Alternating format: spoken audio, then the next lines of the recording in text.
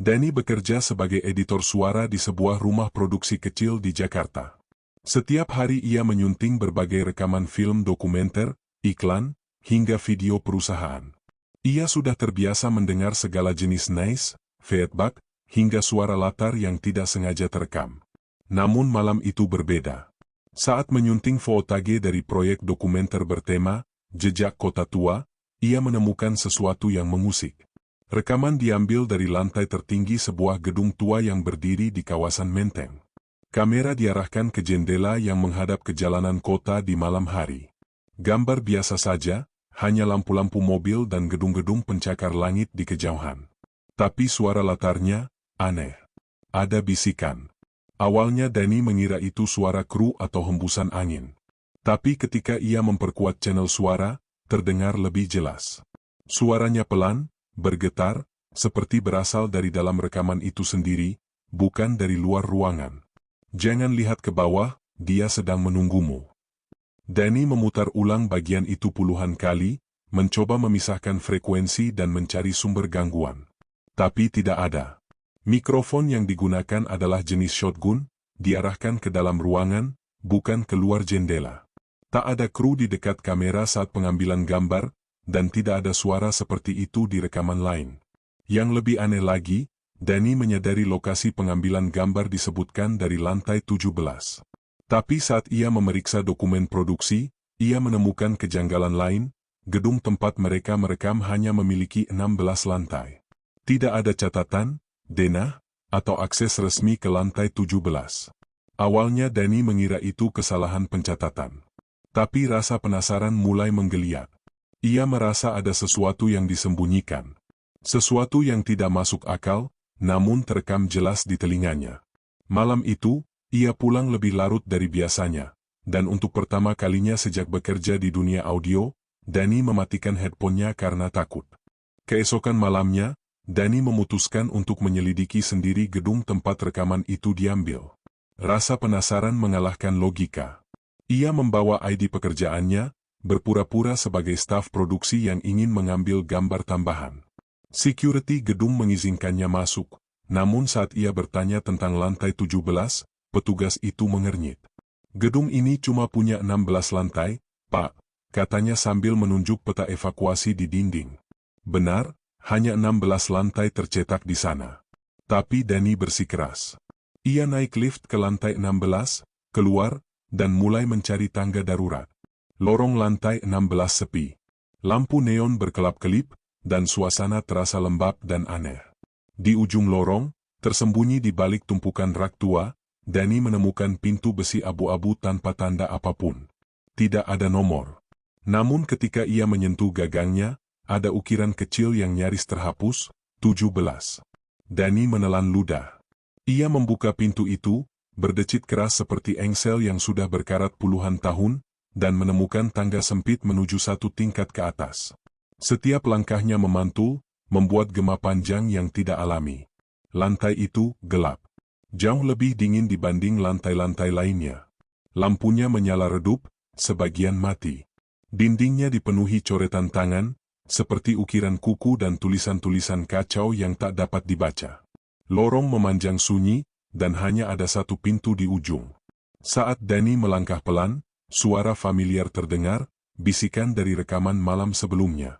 Sudah lama tak ada yang datang, suaramu bersih. Danny berhenti. Nafasnya tercekat. Mau ikut? Ia berbalik, tapi lorong di belakangnya kini gelap gulita. Ia mencoba kembali, tapi tidak ada lagi tangga. Hanya dinding hitam. Dalam sekejap, lantai itu telah menghapus jejak keluarnya. Danny berhasil keluar dari lantai misterius itu, meski ia sendiri tidak yakin bagaimana caranya. Saat itu ia hanya berlari ke arah gelap, menabrak dinding, dan tiba-tiba sudah kembali di tangga darurat lantai 16. Tapi sejak malam itu, suara-suara dari rekaman terasa makin nyata, makin dekat, bahkan saat ia tidak memakai headphone. Ia mulai mencari tahu lebih lanjut tentang gedung tersebut. Di kantor, ia mengakses arsip bangunan melalui situs pemerintah kota, namun informasi tentang struktur lantai berhenti di angka 16. Aneh, sebab dalam rekaman dokumenter, kru menyebutkan lantai 17 dengan pasti. Bahkan salah satu kameramen mengingat dengan jelas angka itu tertempel di pintu lift.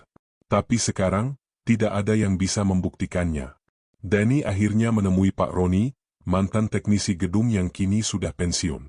Awalnya pria tua itu enggan bicara, tapi saat Danny menyebutkan lantai 17, wajahnya langsung pucat. Masih ada yang dengar suara dari sana, ya, gumamnya lirih. Saya pikir, semua sudah berhenti setelah tahun 97. Pak Roni bercerita tentang temannya, Bagus, sesama teknisi. Suatu malam mereka mendapat laporan suara feedback keras dari speaker di lantai paling atas. Mereka naik bersama, tapi saat mendekati lantai 16, Bagus bilang akan naik satu tingkat lagi. Katanya ia mendengar suara seseorang menyanyi pelan dari atas. Roni menunggu di bawah. Dia nggak pernah turun lagi, kata Pak Roni pelan. Kami cari kemana-mana. Polisi bilang mungkin dia loncat, tapi gak ada jasad. Anehnya, hari itu, lift menunjukkan angka 17. Setelah Bagus hilang, angka itu gak pernah muncul lagi. Danny terdiam. Pak Roni menatapnya tajam. Kalau kamu udah dengar suaranya, Mas, sebaiknya jangan datang lagi. Mereka yang bisa dengar biasanya gak akan berhenti. Mereka, pengumpul suara. Dan sekarang kamu salah satunya. Sejak pertemuannya dengan Pak Roni, Danny merasa dunianya mulai berubah. Bukan hanya di studio, tapi juga di rumah, di jalan, bahkan saat tidur, ia mulai mendengar bisikan yang sama. Suara-suara samar yang tak bisa dijelaskan. Tidak datang dari luar, tapi seolah muncul langsung dari dalam pikirannya. Suara itu bukan hanya satu. Kadang perempuan, kadang anak kecil, kadang seperti serak tua yang menggeram. Mereka tidak berbicara jelas, hanya sepenggal kalimat yang diulang terus.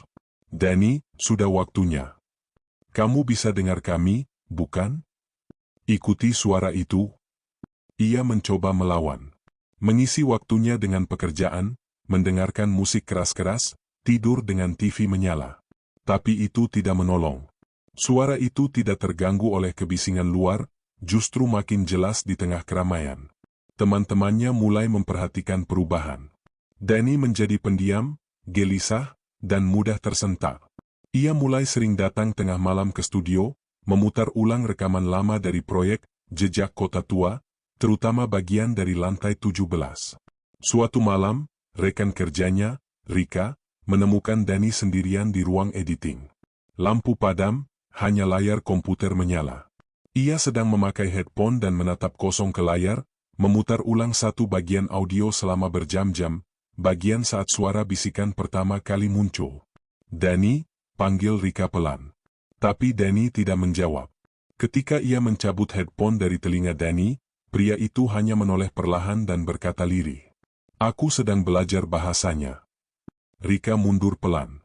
Ia melihat catatan di meja Danny, penuh tulisan tangan yang tak dikenalnya. Simbol-simbol aneh seperti alfabet kuno, lingkaran, garis melengkung, dan coretan yang makin lama makin tak terbaca. Malam itu, Danny menghilang dari studio tanpa jejak. Kamera pengawas menunjukkan ia berjalan keluar dengan tenang, namun menuju arah yang tidak masuk akal, menuju lorong servis gedung, tempat lift lama yang sudah tidak berfungsi selama bertahun-tahun. Sejak saat itu, Rika pun mulai mendengar suara-suara aneh di headset saat menyunting video. Dan dalam rekaman terakhir Danny, yang tersimpan otomatis di cloud, terdengar satu kalimat terakhir yang ia ucapkan dengan nada tenang. Mereka tidak ingin aku menyunting suara, mereka ingin aku jadi bagian dari suara itu. Beberapa hari setelah menghilangnya Danny, rumah produksinya dilanda kekacauan.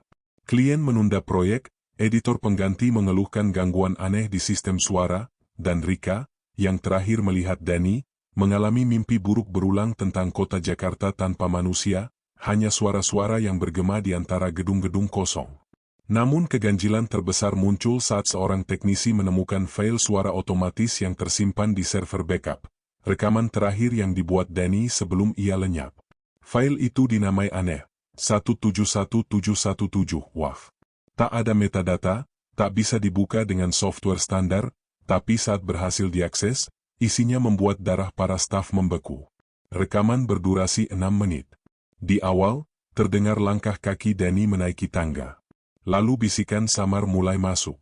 Suara-suara itu bukan hanya dalam bahasa Indonesia, tapi juga dalam bahasa yang tidak dikenal, bercampur seperti gelombang siaran radio yang bersilang.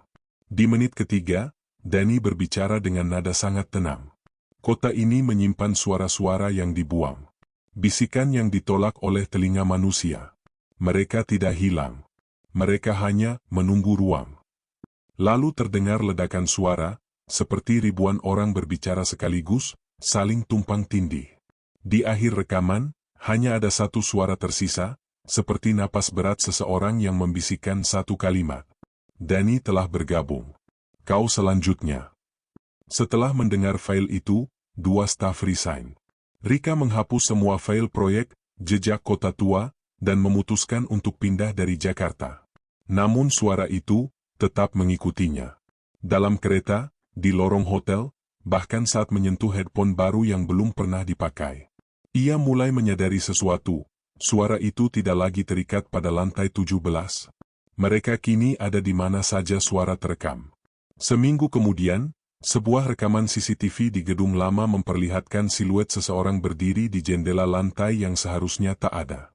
Beberapa detik sebelum kamera mati, sosok itu menoleh ke arah lensa dan mengucapkan sesuatu, tanpa suara. Namun teknisi berhasil membaca gerak bibirnya. Kami tidak pernah benar-benar hilang. Kami hanya menjadi gema kota ini. Dan sejak saat itu, orang-orang mulai mengaku mendengar suara aneh saat merekam di kota, bisikan samar yang memanggil nama mereka. Dan mengundang mereka naik lebih tinggi dari lantai yang pernah ada.